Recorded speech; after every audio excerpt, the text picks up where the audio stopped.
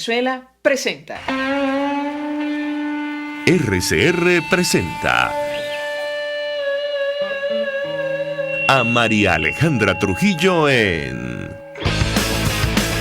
Palabras más, palabras menos. Palabras más, palabras menos.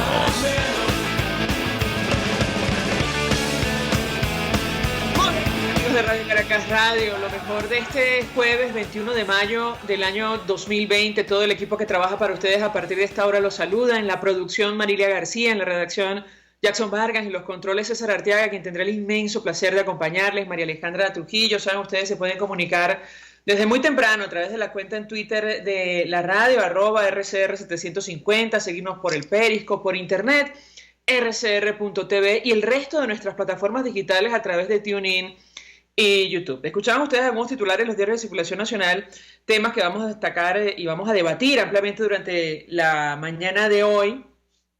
Ayer se nos informó sobre el número de casos de coronavirus, casos confirmados por el equipo que acompaña a Nicolás Maduro, más de 70 nuevos contagios, según se nos decía el día de ayer.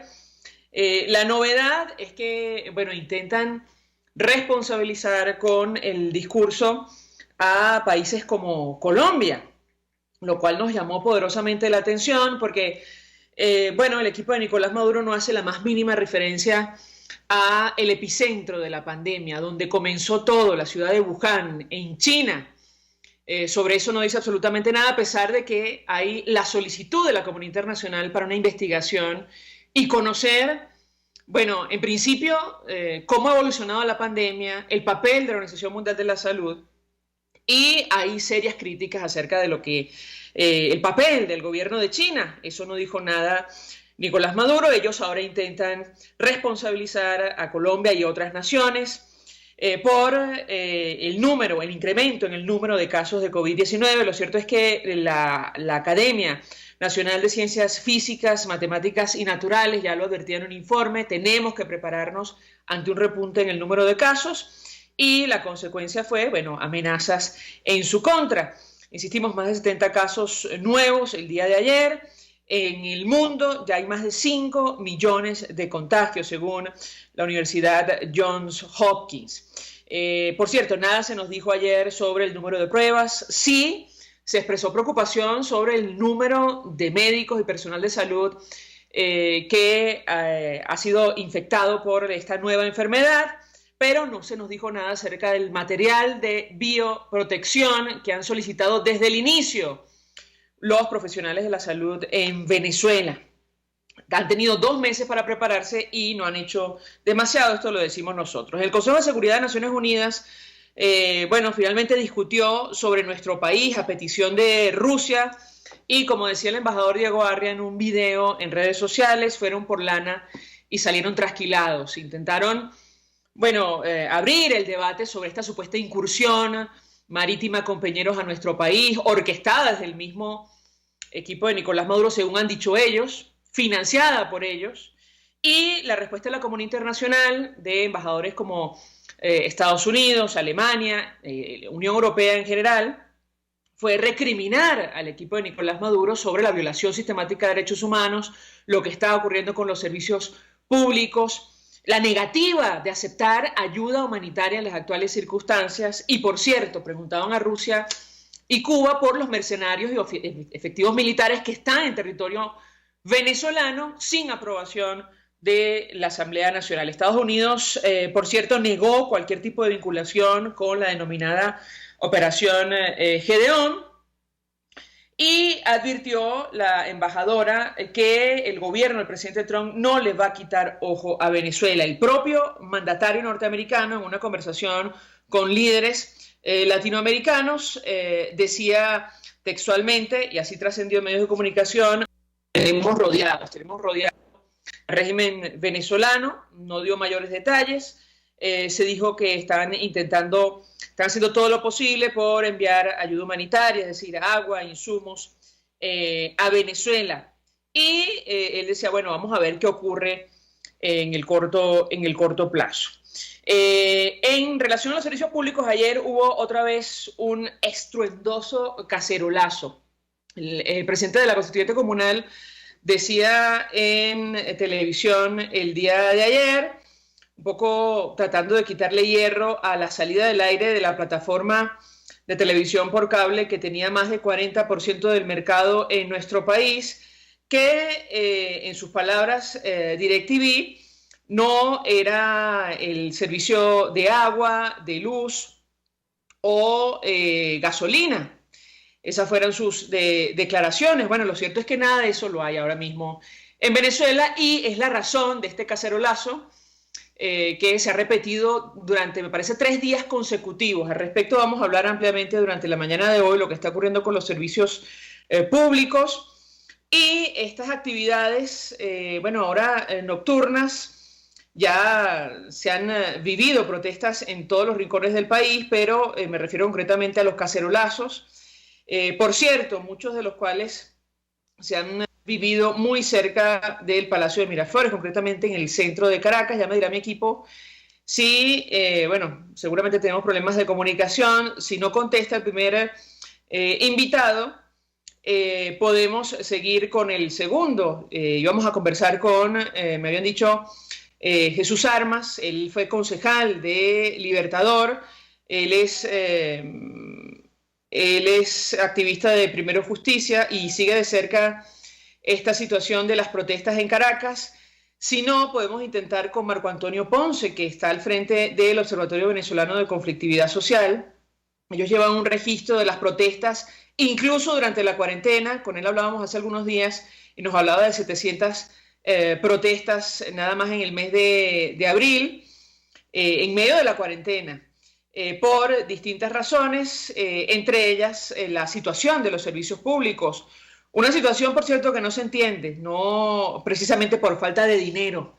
Más de 1 millón de millones de dólares, y esto hay que tenerlo en cuenta, siempre manejó esta administración durante los últimos 20 años solo por ingresos petroleros hasta 2019, según cifras del Banco Central de Venezuela. 1 millón de millones de dólares. Yo quiero que ustedes se hagan una idea de la cantidad ingente de recursos que es eso. Y hoy día nadie sabe dónde están. Es decir, Venezuela no tiene agua, no tiene electricidad, no tiene gas, no tiene gasolina, el país, uno de los países con las reservas más grandes de petróleo del mundo. Bueno, sí sabemos dónde están. Buena parte de esa plata, de ese dinero, terminó en cuentas privadas en Andorra, en España, en Suiza, incluso hasta en los Estados Unidos. Insisto, si no contesta Marco Antonio Ponce, bueno, entonces podemos intentar con el ingeniero Bauzón, Norberto Bauzón, que estuvo en Hidrocapital. Con él queremos hablar acerca de lo que está ocurriendo con el agua potable. Hace unos días conversamos con José María de Viana y nos recordaba que en un momento determinado se invirtieron, o se destinaron, mejor dicho, $1.000 millones para una obra que nunca se terminó. Y hoy día en el área metropolitana de Caracas, bueno, gran parte de la capital, casi toda la capital, no tiene acceso a agua potable de manera regular en plena pandemia de COVID-19, y todavía se nos dice que, bueno, lo estamos haciendo muy bien. Casi que el país que mejor lo está haciendo en América Latina. Francamente no hay palabras para comentar una declaración de esa naturaleza. Si les parece, mi equipo, vamos a hacer una pausa en tanto nos organizamos. Al regreso venimos con más. Escucha Palabras Más, Palabras Menos en RCR 750 AM. Puedes seguirnos en nuestras redes sociales. En Twitter, @RCR750, la radio que se ve.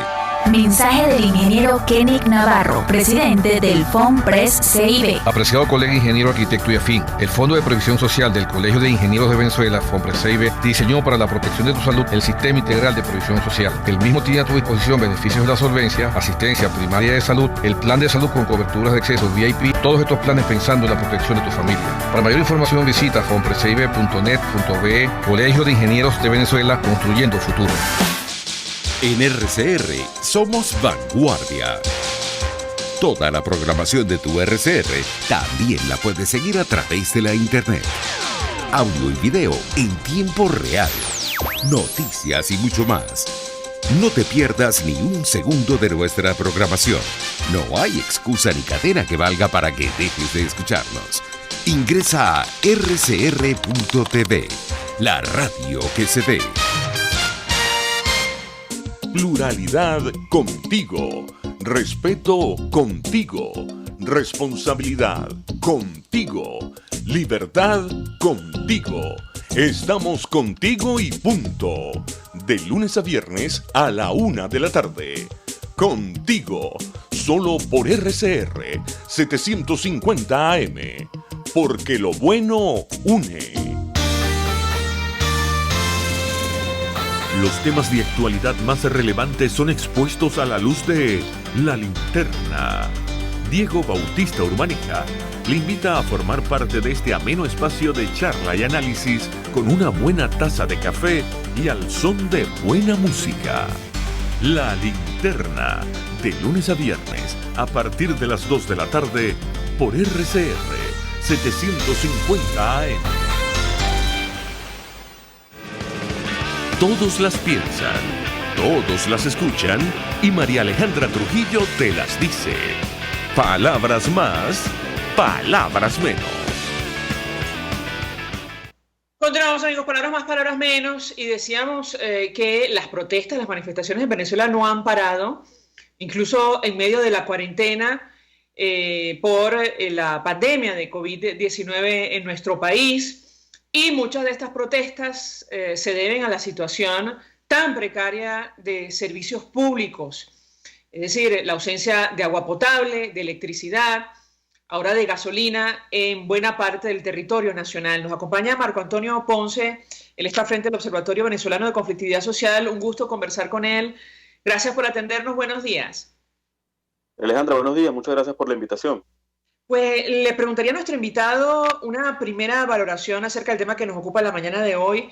Otra vez hubo por tercer día, o por tercera noche, mejor dicho, consecutiva, un fuerte cacerolazo, no solo en Caracas, en varias regiones del país, producto de lo que está ocurriendo con los servicios públicos. Esto hay que sumar ahora la salida de, el principal operador de televisión por cable en Venezuela. ¿Qué puede decirnos?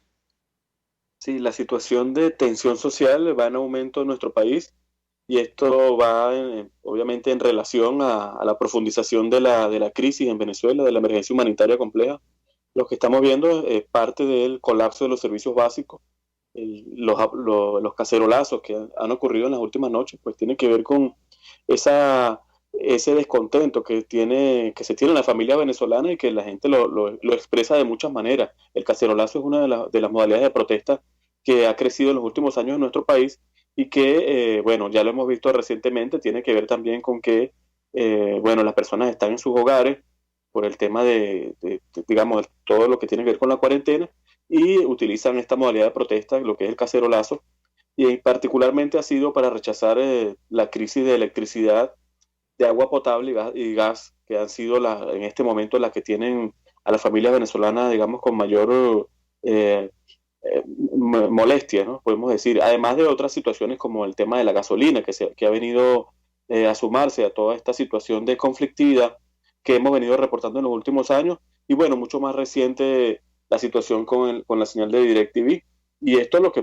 pone en evidencia que es un país que está sumergido en una profunda espiral de conflictividad que va aumentando con el pasar de los días. Cuando nosotros miramos esos índices de manifestaciones, encontramos que a la protesta en Venezuela no la detiene nada, ni siquiera el coronavirus. Lo vemos el mes pasado, el último informe del mes de abril, reportamos, se lograron documentar al menos 716 protestas en todo el país, y de esas el 87% fue por derechos sociales, de manera que el tema social continúa en la agenda pública, las exigencias de servicios básicos, de derechos laborales, de derecho a la alimentación, son las que mayormente están moviendo a los venezolanos en este momento para que salgan a las calles a protestar, pero también para hacerlo desde sus casas a través de los cacerolazos. Ahora, yo le pregunto a nuestro invitado, ustedes en redes sociales destacan que nuevamente la región andina repunta en los índices de protesta. ¿Qué puede comentarnos al respecto? Sí, sobre todo esa protesta estuvo vinculada o está vinculada con el tema de servicios básicos, particularmente con la crisis eléctrica. La región andina ha sido bastante, todo el país, pero en este último mes la protesta en la región andina, en los estados, por ejemplo, Táchira y Mérida, que lideraron las protestas durante el mes de abril, pues fundamentalmente fue por el tema de electricidad. Incluso un joven fue asesinado en las primeras semanas de mayo en una protesta en contra de los apagones en Mérida. De manera que la zona andina continúa con bastante actividad. Más recientemente hemos visto, por ejemplo, en Táchira, cómo los venezolanos, los habitantes de esta zona, pues salen a manifestar, a cerrar una vía, a hacer una concentración. Es bueno destacar que la protesta venezolana se mantiene en el índice muy alto de protesta pacífica, ¿no? Por ejemplo, lo que hemos visto recientemente con los apagones, con los cacerolazos por los apagones, lo revela, lo pone en evidencia que el espíritu del venezolano siempre ha sido pacífico para exigir y para demandar derechos. Y, por ejemplo, el cacerolazo lo evidencia de manera muy clara, ¿no? Y hablando de las modalidades de protesta, que ha sido la más digamos, visualizada en las últimas horas de nuestro país. Ahora, hablemos de la acción de los cuerpos de seguridad, incluso de estos grupos irregulares afines al oficialismo. ¿Qué pueden comentarnos? ¿Qué información han logrado registrar ustedes? Entendemos que en el caso de Mérida, la muerte, el asesinato de este joven se le atribuye justamente a estas organizaciones. ¿Qué puede decirnos? Sí, en el caso de Mérida, el joven Rafael Hernández, de 21 años, fue asesinado el 5 de mayo. Los testigos pues responsabilizan a civiles armados pro gobierno, es decir, los colectivos paramilitares, quienes forman parte de esta estructura, de esta política de criminalización que ha implementado el régimen de Maduro. Y es bueno partir de ese punto. El régimen de Maduro ha institucionalizado la represión en nuestro país a través del uso de los cuerpos de seguridad, pero también de civiles armados, como el caso de los colectivos paramilitares. Y con esta política de represión ha intentado aplacar el malestar y social que existe y que sigue creciendo. Y pues estos son los saldos lamentables, como en el caso de este joven asesinado en Mérida, pero también ayer, por ejemplo, allanamientos ilegales en Barquisimeto a personas por haber participado en manifestaciones, a vecinos, por haber hecho cacerolazos, por haber cerrado una vía de manera pacífica, pues las FAE fueron y les allanaron y los detuvieron ilegalmente. De manera que la represión es la política del régimen de Maduro para tratar de que los venezolanos no exijan su derecho. Pero como siempre hemos dicho, María Alejandra, y los índices de manifestaciones lo revelan, aunque en Venezuela se ha institucionalizado la represión, pues la protesta no ha desaparecido, sino que cada año el índice de protesta sigue aumentando. Lo que ocurre en Venezuela en este momento es una muestra de que a pesar de la represión, los venezolanos no tienen miedo, sino que incluso a pesar del coronavirus, los venezolanos salen a protestar, a cerrar la calle o a hacerlo desde sus casas con un cacerolazo, pero no se han dejado, digamos, anular por el régimen de Maduro, que justamente es lo que busca este grupo que ostenta el poder en este momento en nuestro país. En el caso concreto del asesinato de un ciudadano en Bolívar, ¿qué ha pasado con esa situación? Allí ocurre que hubo protestas, actos vandálicos y en medio de lo ocurrido muere esta persona, entiendo, asesinada producto de la acción de armas de fuego. ¿Qué información han logrado recabar ustedes en torno a este caso? Y si hay detenidos o responsables tras la muerte de este ciudadano. Lo escuchamos.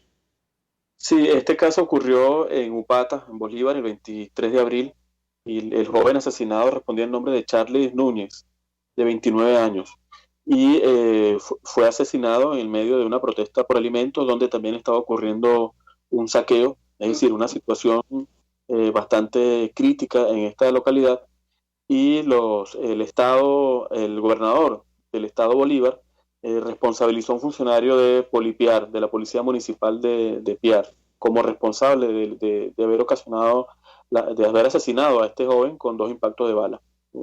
Esa es la última información oficial que se ha tenido en relación a este caso, y pues como decía al principio, esto es otra muestra más de la política de represión que existe en Venezuela, donde tanto los funcionarios de los cuerpos de seguridad como los civiles armados tienen carta blanca para reprimir, y en este caso, por ser un caso tan mediático, pues las autoridades de esa entidad difundieron la información de que el funcionario estaba detenido en averiguaciones, pero no se ha conocido más información al respecto. Debemos recordar que en Venezuela la impunidad tiene unos índices bastante altos. Por ejemplo, cuando vemos las cifras de la organización COFAVIC, habla más del 98% de impunidad en los casos de violaciones de derechos humanos. Entonces, esa es la realidad de Venezuela, y esto es otra muestra pues de la política de represión que el régimen de Maduro ha implementado en nuestro país. Ahora, ustedes recuerdan en redes sociales que el estado de alarma decretado en Venezuela, entre otras cosas, ha facilitado que se cometan abusos y violaciones de derechos humanos, pero en ningún momento es una situación que se justifica incluso bajo las leyes venezolanas. Yo le pediría un comentario de su parte al respecto, porque el tema salió a colación ayer en la sesión del Consejo de Seguridad de Naciones Unidas. Lo escuchamos. Sí, efectivamente, la observación internacional no ha finalizado sobre Venezuela, continúa. Es decir, todos los países continúan atentos a lo que está ocurriendo en nuestro país. Hay mucha preocupación, y justamente estas acciones que se han tomado desde el régimen de Maduro para supuestamente contener la pandemia, lo que son acciones que se están dirigidas a atornillar los mecanismos de control social, a tratar de oprimir a las personas que son críticas, y obviamente esta ha sido una situación que ha sido denunciada y rechazada por los diferentes organismos de protección de derechos humanos, llámese Naciones Unidas, llámese Comisión Interamericana de Derechos Humanos, y obviamente los países que tuvieron la oportunidad de participar ayer en el Consejo de Seguridad, pues que fue justamente hablando del caso de Venezuela, pues allí se planteó que las medidas que se han implementado en Venezuela han sido fundamentalmente para atornillar el control social y no tanto para contener la pandemia. ¿No? Incluso hay mucha opacidad sobre la situación que ocurre en nuestro país en relación a la data y lo que ocurre realmente con la difusión del virus en Venezuela. Marco Antonio Ponce, 1.000.000 de gracias por atendernos, acompañarnos la mañana de hoy, estar frente al Observatorio Venezolano de Conflictividad Social, ofreciendo opinión, análisis acerca del tema que debatimos durante el programa. Tiene que ver con las protestas en Venezuela a pesar de la cuarentena y la pandemia de COVID-19. Ayer comento simplemente 2 de las intervenciones del Consejo de Seguridad. Insistimos, fueron por lana y salieron trasquilados, porque la intención era, dedicar la jornada a hablar de la supuesta incursión marítima con Peñeros a Venezuela, y en realidad, terminó este encuentro virtual con recriminaciones al régimen venezolano por la violación a derechos humanos. Kelly Craft, embajadora de Estados Unidos ante el Consejo de Seguridad, denunció que en medio de la pandemia el gobierno ilegítimo de Maduro ha detenido y amenazado a periodistas, trabajadores de la salud, hay que incluir a manifestantes, como lo ha dicho nuestro invitado Marco Antonio Ponce. El embajador de Alemania condenó la negativa del régimen de Maduro de permitir la entrada de ayuda humanitaria, y de esto hablamos ayer con algunas de nuestras invitadas, una situación, que no tiene ni calificativo, tomando en cuenta las dimensiones de lo que está ocurriendo en nuestro país. Recordó el embajador alemán que las sanciones de la Comunidad Europea son para los responsables de las políticas del gobierno, no para la gente. Pidió al régimen que libere a los presos políticos, y dijo que la crisis de migración venezolana es la más grave que se ha conocido en un país, por cierto, esto lo agrego yo, que no está en guerra o no ha sufrido de momento una catástrofe natural. Vamos a la pausa. Al regreso venimos con más. Estás escuchando Palabras Más, Palabras Menos, por RCR 750 AM. Puedes seguir nuestra programación a través de rcr.tv, la radio que se ve. Mensaje del ingeniero José Peraza, tesorero del FOMPRES CIB. Estimado colega ingeniero, arquitecto y profesional afín, el Colegio de Ingenieros de Venezuela y el Fondo de Previsión Social, preocupado por la salud de tu familia, ha diseñado un sistema de salud integral que coloca a tu disposición y que contiene asistencia primaria de salud, ambulancia, hospitalización, cirugía, oftalmología, dermatología, fisioterapia, psicología, odontología, farmacia y funerario. Para mayor información, visítanos a nuestros portales cib.net.be, fomprescib.net.be, Colegio de Ingenieros de Venezuela, construyendo futuro. ¿Te imaginas unos deliciosos y súper cremosos helados libres de azúcar, libres de lácteos, libres de huevos, libres de gluten, libres de culpas? Te lo tengo. Heladería Vegan Fruit lo hizo posible y aptos para todo tipo de personas. Los heladitos Vegan Fruit los encuentras en los mejores supermercados y tiendas de delicateces. Síguelos en las redes. @heladería Vegan Fruit. Amor vegano y cremoso. Ellos sí que no saben nada. Y así nos va. El espacio donde se tocan los temas más candentes de interés político y nacional. Y así nos va. En este programa, la picardía y el humor inteligente son los protagonistas. Pura cabilla. Lara y Hernández descosen y revelan los secretos más oscuros del acontecer político.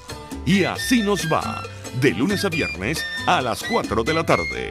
Por RCR 750 AM. RCR 750 AM. Porque lo bueno une. Información, opinión, contraste. María Alejandra Trujillo está en Palabras Más, Palabras Menos.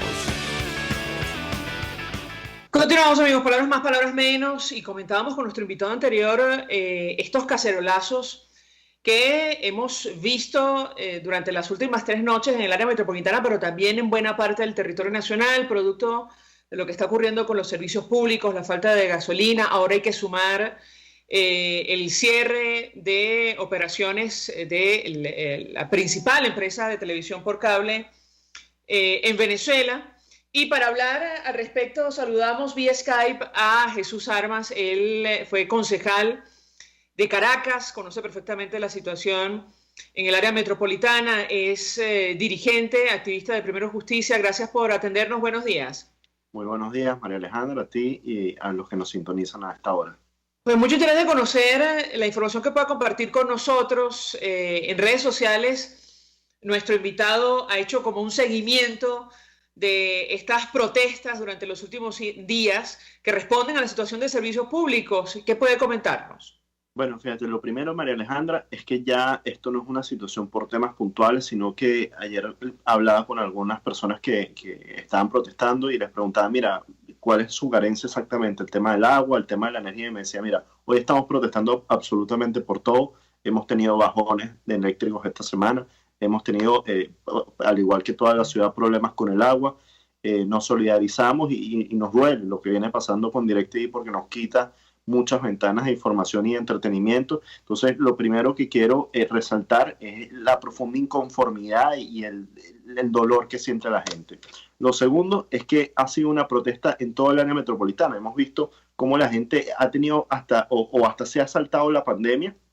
Y hemos visto gente en Los Ruices, gente en Petare, gente en la avenida San Martín, en toda el área metropolitana, que han salido a la calle a protestar porque no se han aguantado. Y, por supuesto, estos cacerolazos se vienen expandiendo y los hemos visto desde los sectores más al este de la ciudad hasta lo más al oeste, ¿no? Entonces, está claro que en Caracas, al igual que en todo el país, hay una crisis de servicios y que no hay otra forma de resolver esta crisis que no pase por cambiar a quienes están hoy en el poder y dirigiendo los destinos de las empresas públicas de nuestro país. Antes de hablar de este tema, le pregunto justamente acerca de las empresas públicas en el país. La situación del agua potable, de la electricidad es francamente crítica. Bueno, hay que sumar un largo etcétera, ¿no? Incluir la gasolina, el gas doméstico, pero con relación a estos dos temas que sabemos usted conoce, ¿qué puede comentarnos?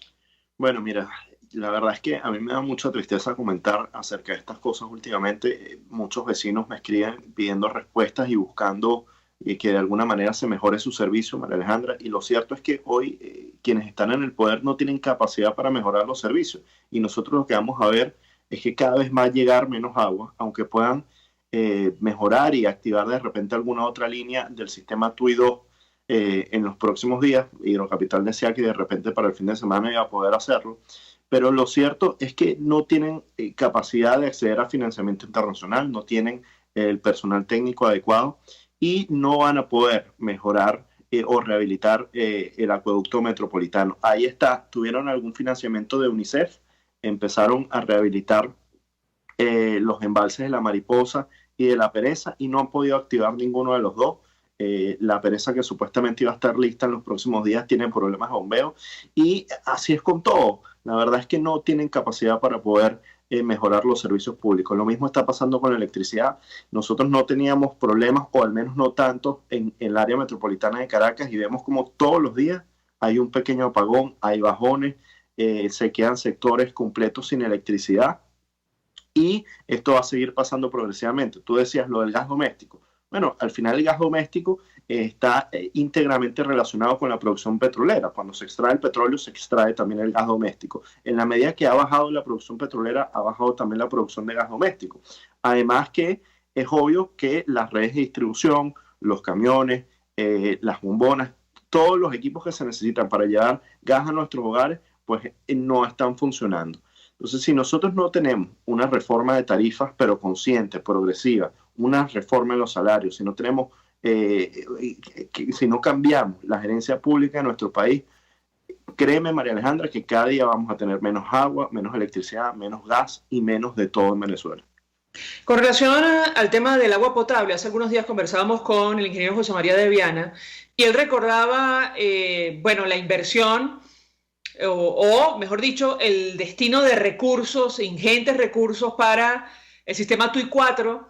Él hablaba de más de $1.000 millones que nadie sabe hoy día dónde están, y se trata de una obra que jamás se culminó, que no entró en operaciones. Yo le pediría un comentario de su parte al respecto, porque se trata de una cantidad, que nos hace falta hoy día en Venezuela, pero que incluso es superior a lo que han planteado ustedes como proyecto para restablecer el servicio de agua potable inicialmente en Caracas si ocurriera un cambio. ¿Qué puede decirnos?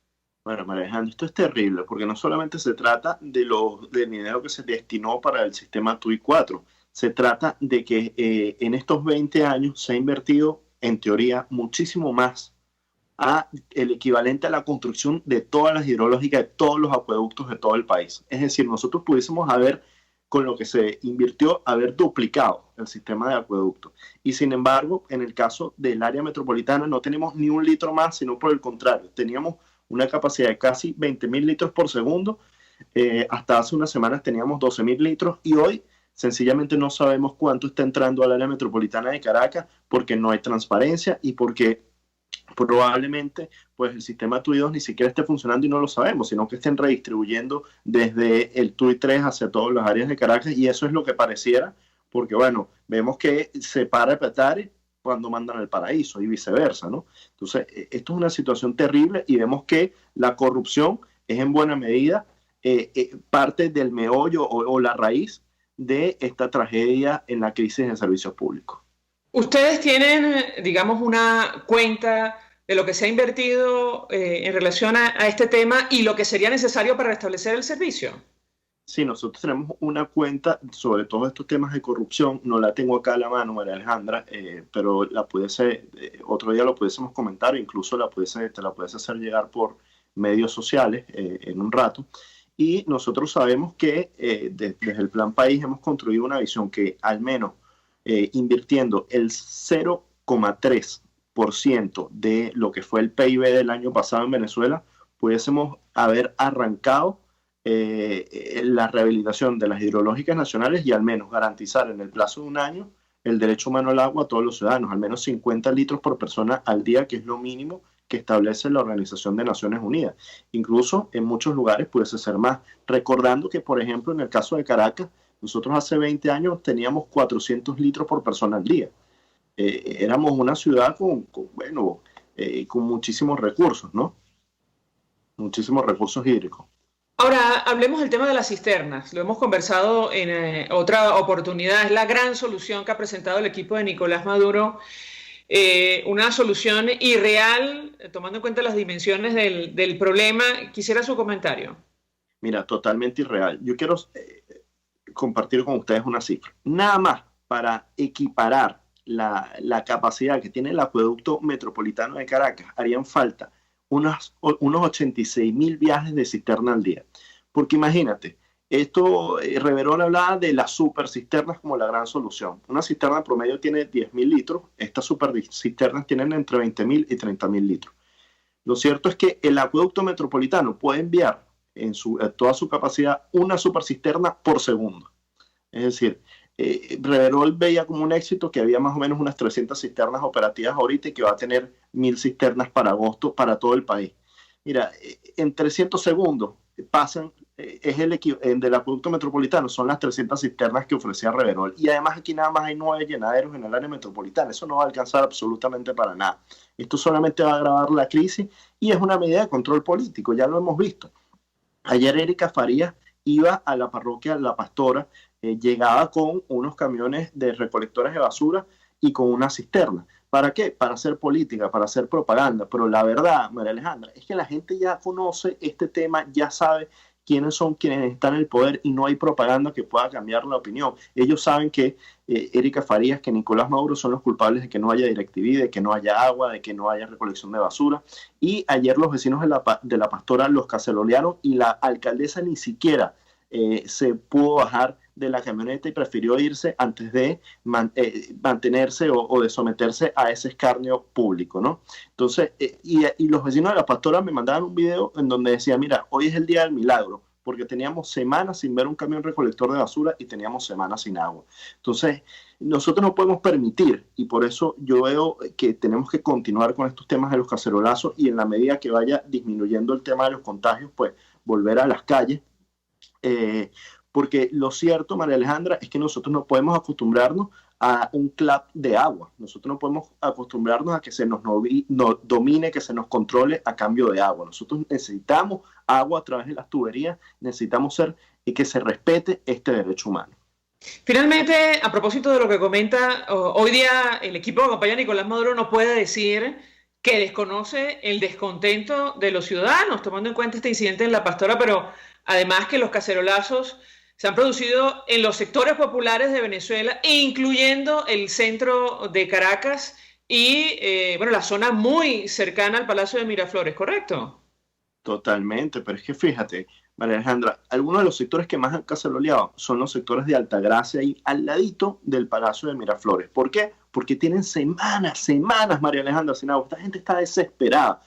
Anoche hablaba con algunos de estos vecinos y me decían, mira, hoy vamos a cacerolear por última vez. Si esto no surte efecto, si no nos llega agua, vamos a tener que salir a las calles, que no queríamos hacerlo porque entendemos también que hay una falta de transparencia con el tema de los contagios del COVID.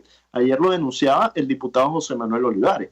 Entonces, al final la gente está tan desesperada que está dispuesta a exponerse, a enfermarse, a contagiarse del virus, porque sencillamente si no, se va a morir de sed o se va a morir de hambre si no sale a trabajar. Estamos en una situación terrible y frente a eso, mira, bueno, la gente toma acciones, toma medidas. Pero lo cierto es que Nicolás Maduro no puede tapar el sol con un dedo. Los venezolanos saben que ellos son los responsables y ellos saben que no van a tener otra opción sino tarde o temprano salir del poder. Jesús Armas, gracias por atendernos, acompañarnos estos minutos. Fue concejal de Caracas, es activista de Primero Justicia, conoce la situación en el área metropolitana, hace seguimiento al tema de las protestas. Vamos a la pausa, ya venimos. Escuchas a María Alejandra Trujillo en Palabras Más, Palabras Menos, por RCR 750 AM. Sintonícenos a través de Periscope, @RCR750, la radio que se ve. Mensaje del ingeniero Kenick Navarro, presidente del FOMPRES CIB. Apreciado colega ingeniero, arquitecto y afín, el Fondo de Previsión Social del Colegio de Ingenieros de Venezuela, FOMPRES CIB, diseñó para la protección de tu salud el Sistema Integral de Previsión Social. El mismo tiene a tu disposición beneficios de la solvencia, asistencia primaria de salud, el plan de salud con coberturas de acceso VIP, todos estos planes pensando en la protección de tu familia. Para mayor información visita fomprescib.net.be, Colegio de Ingenieros de Venezuela, construyendo futuro. En RCR somos vanguardia. Toda la programación de tu RCR también la puedes seguir a través de la internet. Audio y video en tiempo real. Noticias y mucho más. No te pierdas ni un segundo de nuestra programación. No hay excusa ni cadena que valga para que dejes de escucharnos. Ingresa a rcr.tv, la radio que se ve. Pluralidad contigo. Respeto contigo. Responsabilidad contigo. Libertad contigo. Estamos contigo y punto. De lunes a viernes a la 1 de la tarde. Contigo. Solo por RCR 750 AM. Porque lo bueno une. Moisés Naim en Efecto Naim. Hola, soy Moisés Naim desde Washington. Conéctese a rcr.tv. También nos puede seguir por @Efecto Naim en Twitter. Y estamos en Facebook y en Instagram. Y no olvide que puede disfrutar todos los contenidos del programa cuando usted quiera, suscribiéndose a nuestro canal de YouTube. Nos vemos en la radio. Los miércoles y viernes a las 7 de la noche. Solo por RCR 750 AM. En la crisis se encuentran las oportunidades. Aquí en Sin Estrés se las mostramos con invitados especiales que nos regalan sus experiencias por una Venezuela mejor. Cada tarde, de lunes a viernes a las 3, desde el emprendimiento, la educación, la salud y el entretenimiento. Por nuestra calidad de vida se nos hace necesario tomar un respiro del agobio diario, dedicar unos minutos a la salud mental y emocional para vivir sin estrés. Sin estrés, de lunes a viernes a las 3 de la tarde por RCR 750 AM y rcr.tv, la radio que se ve. Moisés Naim en Efecto Naim. Hola, soy Moisés Naim desde Washington. Conéctese a rcr.tv. También nos puede seguir por @Efecto Naim en Twitter. Y estamos en Facebook y en Instagram. Y no olvide que puede disfrutar todos los contenidos del programa cuando usted quiera, suscribiéndose a nuestro canal de YouTube. Nos vemos en la radio. Los miércoles y viernes a las 7 de la noche. Solo por RCR 750 AM. Se dicen, se ocultan, se piensan, se descubren. Palabras más, palabras menos. Con María Alejandra Trujillo. Continuamos, amigos, palabras más, palabras menos, y durante la mañana de hoy hemos estado hablando justamente acerca de las protestas a pesar de la cuarentena y en medio de la pandemia de COVID-19 que afecta a nuestro país. Una de las entidades que peor le ha tocado es sin duda el estado Zulia. Ellos sufren constantes apagones, sufren el problema del servicio eléctrico, sufren el problema del acceso a la gasolina cuando llegó a ser uno de los principales productores de petróleo de nuestro país, una situación que no tiene razón de ser. Nos acompaña Lenín Danieri, periodista desde la entidad. Como siempre, Lenín, un gusto conversar contigo. Gracias por atendernos temprano. Buenos días. Hola, buenos días. Saludos a ti y a toda la audiencia. Sí, es bastante paradójico lo que tú decías. De hecho, nosotros llegamos a aportar el 60% del petróleo que Venezuela comercializaba con el planeta, ¿no? Y que estemos en una condición en que no hay gasolina. Es algo inaudito, ¿no? Es increíble. Y de hecho, no sé si fue el primer estado que tuvo acceso a energía eléctrica, pero en todo caso, Lenín, ¿qué puedes comentarnos acerca de lo que está ocurriendo ahora mismo en el estado Zulia? Te escuchamos. Sí, de hecho fuimos el primero de Venezuela y el segundo del continente en recibir energía eléctrica, y tuvimos la empresa eléctrica más antigua, que se llamaba Enelven, la energía eléctrica de Venezuela, y bueno, ya tú sabes qué fue lo que pasó. Pero bueno, el caso es que, mira, estamos hablando de fallas muy severas. En la madrugada se registraron fluctuaciones de potencia y explosiones que ocasionaron apagones en varios puntos de Maracaibo, San Francisco, en todo el eje metropolitano, que lo componen 4 municipios, los más grandes, los que más albergan población. Pero en los municipios foráneos la situación es mucho más precaria. Hace poco en Catatumbo, eso fue en el municipio de Catatumbo, en Encontrados, se registraron protestas muy fuertes. Vecinos estaban reclamando a una autoridad municipal por la falta de solución con el tema de los apagones, porque estamos hablando de cortes, inclusive denunciaban que tenían 30 horas sin servicio eléctrico. La poca respuesta del funcionario originó precisamente la reacción de los vecinos, quienes empezaron a protestar de manera muy fuerte. Inclusive llegaron los organismos de seguridad, dispersaron por minutos con lacrimógenas. Sin embargo, posteriormente se volvieron a agrupar con mucho más fuerza y se hizo incontenible. De hecho, 4 vehículos quedaron dañados, 3 motocicletas y una camioneta. La mayoría son de la alcaldía del municipio, de allí de Catatumbo. Y bueno, es una situación bastante preocupante porque la inestabilidad ha sido la constante, la inestabilidad en el servicio eléctrico. Aquí todas las noches, y no exagero, todas las noches hay fluctuaciones, bueno, todo el día hay fluctuaciones de potencia, pero en las noches ocurren estas fluctuaciones muy fuertes y estas a su vez desencadenan fallas en la red de distribución, la mal llamada iguana, que son como una especie de sistema de seguridad en los postes. A cada rato se viven explotando precisamente por esas sobrecargas en el sistema de energía, ¿no? Por supuesto, esto viene a agravar aún más nuestra precaria situación, porque recuerda que aquí estamos en cuarentena, una cuarentena mucho más rigurosa por el tema del COVID-19, y por lo menos a partir de las 2 de la tarde las personas que no tengan nada que hacer en la calle no pueden estar, deben estar en su casa. Ayer, junto con terminar la rueda de prensa, el gobernador del estado, Omar Prieto, la Guardia Nacional salió y empezó a arrestar a las personas que no tuvieran justificación alguna para estar en la calle. Inclusive ciclistas se los llevaron con bicicleta y todo, por un periodo de 24 horas. Las autoridades anunciaron que las personas que no tuvieran nada que hacer en la calle iban a ser detenidas durante 24 horas. La pregunta es, ¿dónde las están albergando? O sea, donde las están albergando se están cumpliendo las condiciones preventivas para evitar el COVID-19. Es la pregunta. El caso es que estas detenciones empezaron y las personas tienen que estar en su casa, pero ¿cómo pretenden que una persona esté en su casa sin electricidad, con falla en el servicio de agua? Muchas veces no pueden movilizarse hacia otras zonas porque resulta que tampoco hay gasolina. Si tienen planta eléctrica tampoco la pueden echar a andar porque resulta que por la falta de combustible no puedes echar a andar la planta y muchas de estas plantas están justo en este momento acumulando polvo. Una situación muy preocupante porque hay fallas en todos los ámbitos.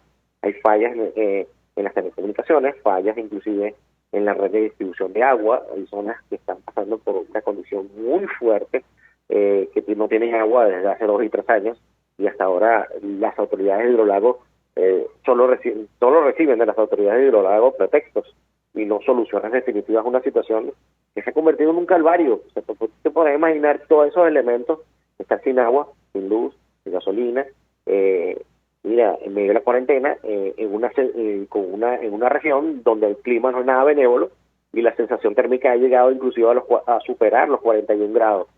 Es algo que es un verdadero infierno en la tierra padecer una situación así. Oye, ahora Lenín, sin un servicio de televisión por cable que cubría el 40% del mercado de nuestro país, buena parte seguramente del estado Zulia, si me permites. Tenemos un extracto de la rueda de prensa que ofreció ayer el gobernador oficialista Omar Prieto en el estado Zulia.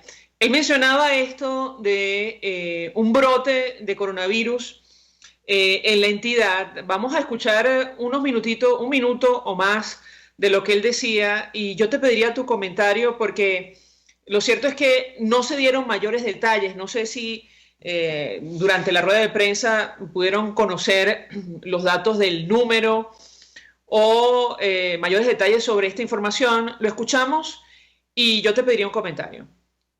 Quiero también informar al Estado que tenemos un brote importante de coronavirus en el Estado Zulia.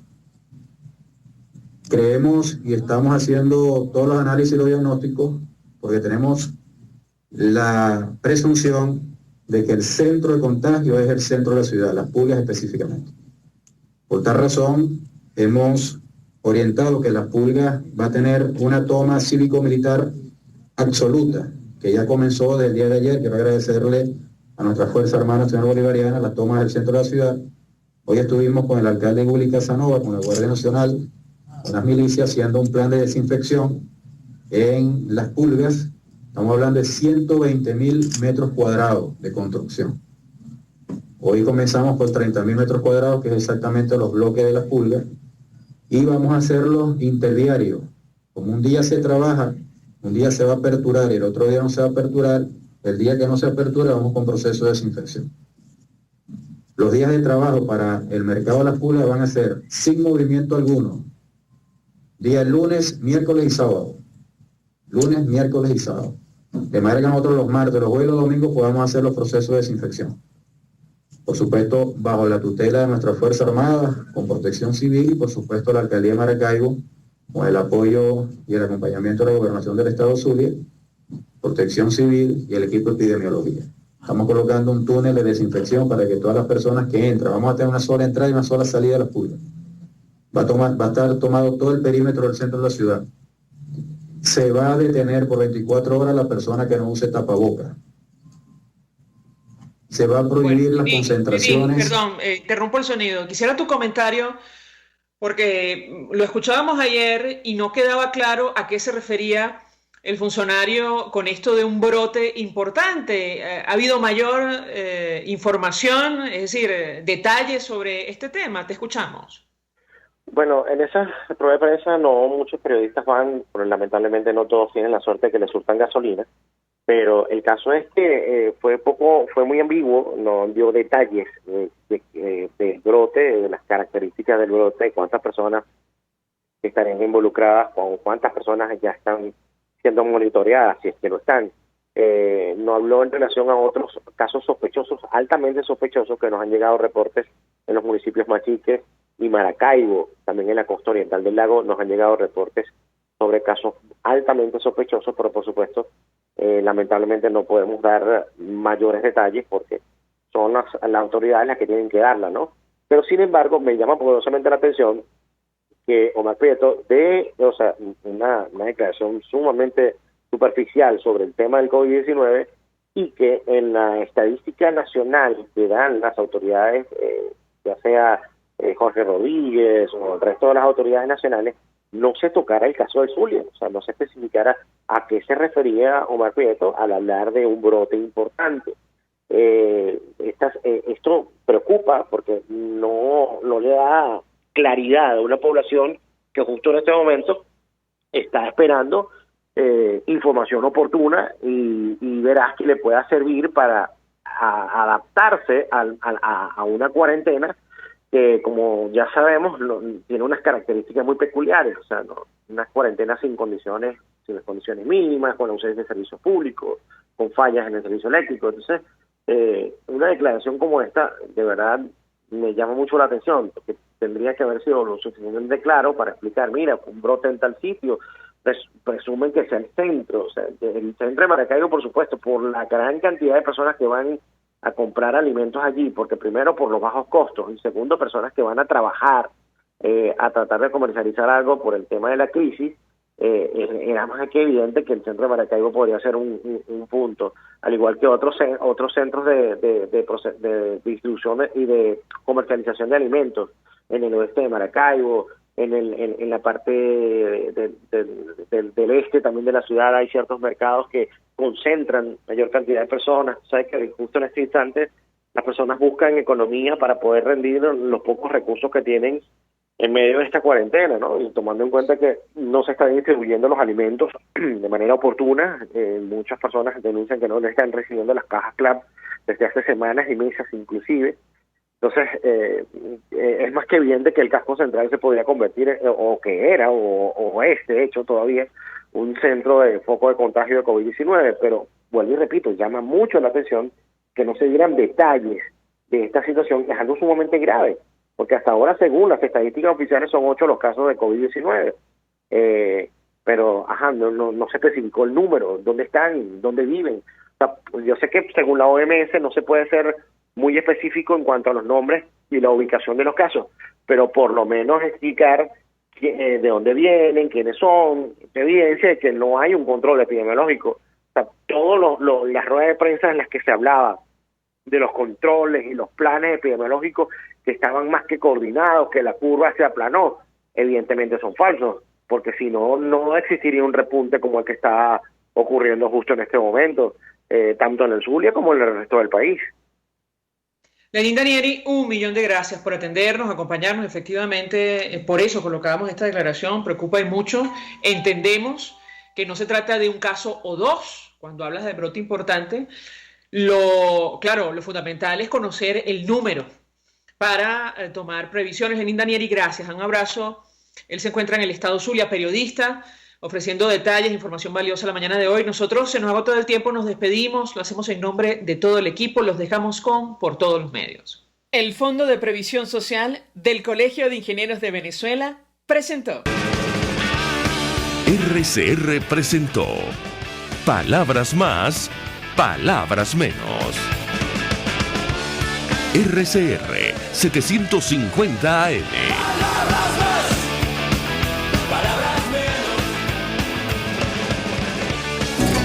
RCR 750